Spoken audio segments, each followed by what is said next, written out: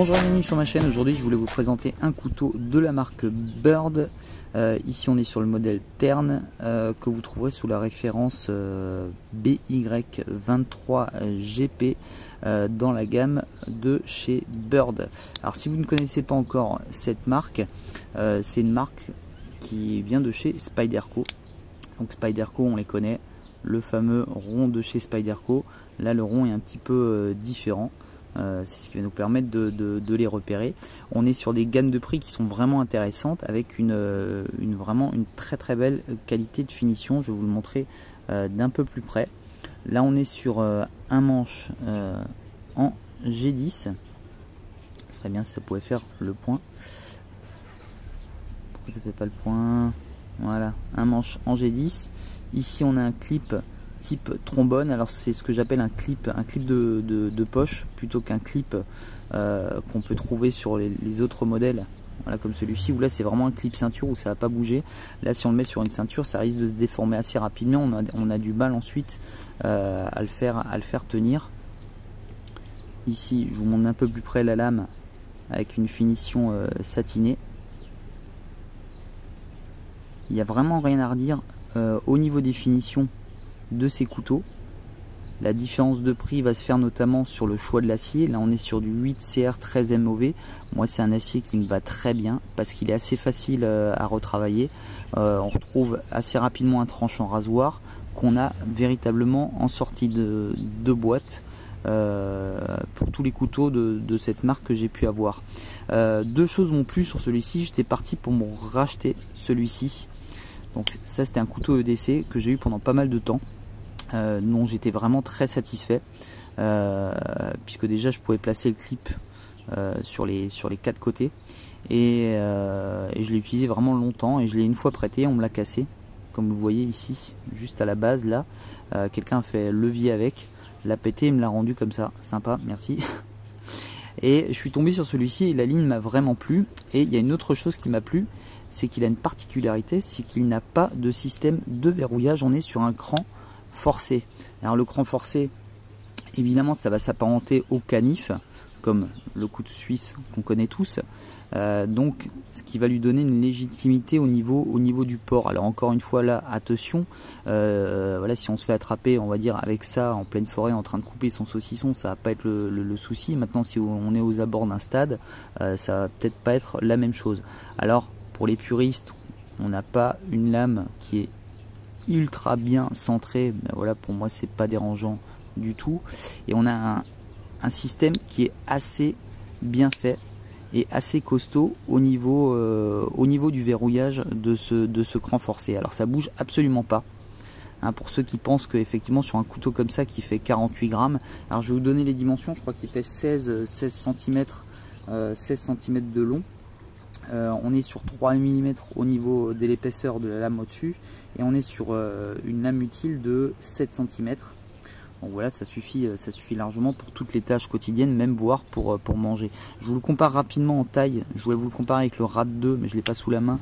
Donc je vous le compare avec celui-ci qui a la même taille que le RAD 2, le Zancudo de chez ici, pour vous donner un ordre d'idée au niveau de la taille. Je vous le compare également avec le couteau suisse ici. Voilà, ça vous donne un petit peu un ordre de taille. Alors évidemment on est sur un look qui est toujours très agressif chez Spyderco ou chez Bird. On est vraiment sur des pointes hyper effilées. Voilà, on sent que ça coupe, on a une émouture plate, on sent que c'est un grand pouvoir de pénétration. Donc effectivement visuellement ça peut être assez agressif aussi pour les gens qui vous entourent.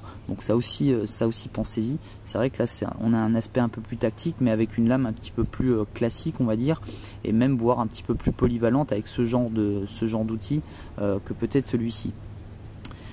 Au niveau du cran forcé, une chose que j'ai trouvé assez intéressante, c'est qu'il y a, on va dire, quelques petites astuces au niveau de la sécurité. C'est la première, c'est faut vraiment quand même appuyer vraiment fortement. Vous allez voir, regardez, si je fais ça, voilà, ça tient extrêmement bien. Il va falloir que j'appuie quand même fortement et je vais avoir un arrêt à 90 degrés. Donc voilà, là il est de nouveau il est de nouveau bloqué de ce côté là, donc ça va m'éviter peut-être si j'utilise ce couteau ouvert et que je me déplace et que je cogne à un endroit, peut-être le couteau va venir ici se fermer jusque là et pas se replier complètement. Donc ça déjà c'est intéressant. La deuxième chose c'est qu'ici, si je tiens le couteau là, bah voilà, cette partie là va venir ici se bloquer sur ma phalange, et là je vais également pouvoir éviter de me couper. Ça peut être intéressant. Maintenant, la chose avec ce type de cran forcé, alors vous allez voir, tiens, j'ai prévu un petit test pour vous montrer un petit peu la dureté de ce cran, parce que vous avez peut-être tous un couteau suisse à la maison. Un couteau suisse, je vais pouvoir mettre ma main là, et avec mon petit doigt ici, donc je tiens ici, hein, je ne mets pas mes doigts là, je vais pouvoir ici en appuyant, voilà, fortement quand même, mais avec mon petit doigt, pouvoir fermer ici la lame. Ici, c'est absolument pas le cas, je ne vais pas avoir assez de force pour le faire. Enfin, c'est beaucoup plus difficile. Voilà, comme vous voyez, la lame vient se bloquer ici à mi-chemin, donc ça c'est assez intéressant. Maintenant, au niveau de la prise en main, c'est une super prise en main. Autant il est ultra fin, ultra léger, et pourtant on a vraiment une bonne prise en main. On sent qu'on a vraiment un outil qui est costaud. Comme je vous le disais, il n'y a vraiment aucun jeu. La petite chose qui me plaît aussi également sur ce type de couteau, c'est là, ces deux côtés qui vont me permettre de venir ici placer mon pouce et mon index et avoir vraiment un super contrôle, que ce soit dans ce sens ou dans ce sens, sur la lame. Ça je trouve ça vraiment intéressant. Alors, on peut le faire également aussi là-dessus, hein. Voilà, sur ce type de modèle également, hein, en dessous là, voilà, mais on n'a pas les fameux petits crans qui sont placés des deux côtés. Donc ça, je trouve ça vraiment intéressant. Également ici, ce petit trou qui, mine de rien, me permet de caler, de venir travailler ici. Émouture complètement plate, lame fine, donc évidemment des coupes vraiment efficaces, surtout sur l'alimentaire également, puisqu'on va avoir quelque chose qui va réellement bien couper. Je vous parlais de pouvoir manger avec. Là, c'est la taille qui est juste bien. Celui-ci était un peu petit pour voilà, si jamais j'allais au restaurant, etc. Bon, en même temps, en restaurant, c'est un peu agressif comme type de couteau, hein, pour manger. Mais voilà, dans un usage quotidien, c'est vraiment quelque chose d'efficace. Maintenant, ça reste relativement fragile. Alors, encore une fois, relativement, puisque là, on va avoir une pointe qui sera vraiment, vous voyez, très petite. À l'arrivée, on est à moins d'1 millimètre. Donc on va éviter de faire le levier, on va pouvoir, voilà, soulever des trombones, ce genre de choses, mais après on va pas ouvrir un pot de peinture avec ce type de couteau. On va surtout pas jouer comme on a pu le faire avec celui-ci, à essayer vraiment de sortir, je sais pas ce qu'il a essayé de faire, un clou, j'en sais rien, puisque là la lame va pas supporter. Et là vous voyez qu'elle a vraiment cassé à cet endroit-là. Sur toute sa longueur ici, elle a complètement cassé. Donc c'est un élément qui reste quand même fragile par rapport à sa géométrie. Évidemment, on a beaucoup moins de matière de ce côté-là. Un tranchant rasoir vraiment sorti de boîte. Voilà, il n'y a pas de souci. C'est quelque chose qu'on arrive vraiment vite à rattraper avec cet acier. C'est ce que je trouve vraiment intéressant. Alors il y a pas mal de modèles chez Bird, hein, j'en ai quelques-uns, je vous les montre vite rapidement. On a ce type de modèle. Alors on a souvent un système à pompe chez Bird qui fonctionne très bien, quelque chose d'assez fluide au niveau de l'ouverture, évidemment beaucoup plus fluide que celui-ci. Là on est sur une double lame mixte avec des serrations. Alors moi je suis pas ultra fan, mais c'est vrai que les serrations c'est toujours efficace, surtout sur des matériaux comme du carton, des cordes, etc. Et ça, c'est le Meadowlark 2. Wow, c'est dur à dire ça. Je sais pas si vous arrivez à le lire. Enfin, voilà, assez intéressant, assez léger également. Et après, vous avez aussi dans cette gamme tous les couteaux qui ressemblent un peu à ça, de chez Bird, qui sont évidemment beaucoup plus lourds. Ça, c'est forcément beaucoup plus glissant et beaucoup plus salissant, parce que dès qu'on met les doigts dessus, on a les empreintes. Donc voilà, ça c'est un peu spécial, mais voilà, pour ceux qui aiment, pourquoi pas. C'est aussi extrêmement visible, hein. Imaginez que vous ayez ça en main posée ou sur la ceinture, c'est évidemment extrêmement visible. Là on est sur du G10 que j'ai eu effectivement sur ce modèle. Alors très honnêtement ça bouge pas. Hein, je l'ai déjà fait tomber, j'ai déjà laissé dans le jardin 2-3 jours le temps de le retrouver, etc. C'est légèrement texturé. Ça glisse peut-être un peu plus quand on a les mains humides que ce type de platine là, où là on a des choses beaucoup plus creusées. On est à peu près, vous voyez, sur la même longueur, mais là effectivement on a une courbe un peu plus importante. Donc vraiment je trouve que c'est un couteau vraiment intéressant. Encore une fois, maintenant on aime ou on n'aime pas, parce que ça a vraiment ce look, comme je vous le disais, agressif. Alors je peux vous faire 2-3 coupes avec, hein, vous imaginez bien. J'ai les trucs sous la main là, je vais vous les faire rapidement. Vous imaginez bien que c'est extrêmement coupant. Là on est voilà sur de la sangle. Alors j'aurais dû un peu reculer l'appareil photo, je vais faire différemment, je vais venir ici tirer. Voilà, vous voyez que c'est ultra efficace, surtout là vraiment sorti de boîte avec ce tranchant rasoir. Voilà, il n'y a aucun souci. La corde là, c'est vraiment un jeu d'enfant. On a une courbure aussi, je vous en ai peut-être pas parlé, mais regardez, la courbure elle est vraiment tout le long ici. Donc ça aussi, pour des coupes un peu type carton, etc., c'est vraiment ultra efficace. Un peu plus efficace que quelque chose qui serait plat comme ça.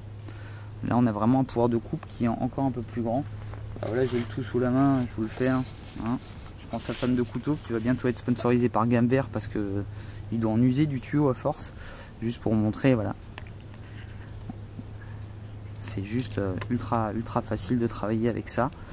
Et encore une fois, le fait que la lame soit hyper fine, ben on arrive vraiment à pénétrer hyper bien dans la matière. Là on est vraiment bien calé. On a vraiment bien le couteau en main, donc je trouve que c'est vraiment quelque chose de vraiment super. Hein. Vraiment, j'adore cette prise en main. Malgré le fait, encore une fois, que je vous ai dit que c'est assez fin. Au niveau de l'ouverture, petite chose aussi, je vais repasser de l'autre côté. C'est vrai que mes doigts vont venir ici se caler là derrière, et je vais devoir exercer quand même une force assez importante. Donc c'est vrai que j'ai très peu ici d'endroits pour venir ici tenir ici le couteau à l'arrière. Donc parfois ça glisse un petit peu et je me retrouve embuté ici sur le clip ceinture. Donc effectivement, comme je vous le disais, je vais devoir exercer quand même une force un peu plus importante pour arriver jusqu'au bout, alors que ce type de lame va s'ouvrir beaucoup plus facilement, évidemment, puisqu'on va pas être obligé de passer par les 90 degrés de ce cran. Enfin voilà, en tout cas, allez voir un petit peu la gamme de chez Bird. Si vous avez l'occasion, allez les prendre en main, parce que vous allez voir que c'est quand même de la très bonne qualité. Je vous dis vraiment, celui-là, je l'ai absolument pas regretté mon achat. Hein, c'était, je crois, une trentaine d'euros, mais je l'ai utilisé tous les jours avant qu'on me le pète. Voilà, j'en ai eu d'autres depuis, etc. Même des Spyderco beaucoup plus chers, notamment le Spec. Qui était un bon couteau, mais qui avait une grosse courbure également ici, qui remontait beaucoup, et c'était un peu galère à aiguiser, notamment parce que c'était du N690. Et là voilà, c'est quelque chose pareil au niveau de l'aiguisage qui est beaucoup plus simple, et encore une fois, cet acier, moi il me va extrêmement bien. Voilà, j'ai fait à peu près le tour de ce couteau. Hein. Je vous dis, allez voir un petit peu les Bird, ayez pas peur par rapport au prix, etc. C'est vraiment de la bonne qualité. Ça vient de chez Spyderco quand même, n'oubliez pas ça. Donc on est sur un cahier des charges qui est vraiment respecté, et on est vraiment sur du très bon matos. Voilà, je vous dis à très bientôt. C'était Chris R. Jones, bye bye.